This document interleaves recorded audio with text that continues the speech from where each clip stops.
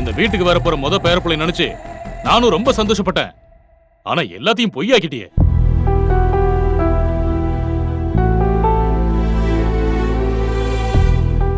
அவனுக்கும் அந்த வருத்தம் இருக்கத்தானே செய்யா.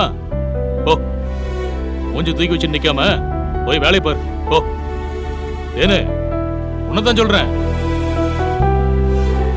மாமா, எங்க அம்மாக்கு உடம்பு முடியல. எங்க அப்பா என்ன வர சொல்றாரு. ஏய் தேனு, என்ன பேசுற நீ? வீட்ல 1க்கு 2 கல்யாணம் இருக்கு. நீ என்னமோ அம்மாவுக்கு முடியல போகணும்னு சொல்ற? அம்மா போட்டு விடுமா, எல்லாம் நல்லதுக்கு தான். கல்யாணத்துக்கு வரவங்க கண்டதையும் கேட்பாங்க. என்ன பதில் சொல்லுவா இவ?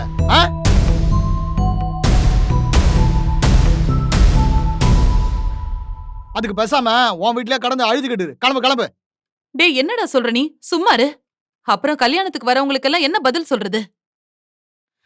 இத பாருமா, நீ இந்த வீட்டு மூத்த மருமக, கல்யாணத்துல இருந்தே ஆகணும். இளைய மருமக வீட்டுக்கு வரும்போது மூத்த மருமக வீட்ல இல்லனா வந்தவங்க எல்லாம் தப்பா பேசுவாங்க. போ, உங்க அம்மாவை நீ இப்பவே போய் பாரு. போ, போய் கிளம்பு. சரிங்க அத்தை.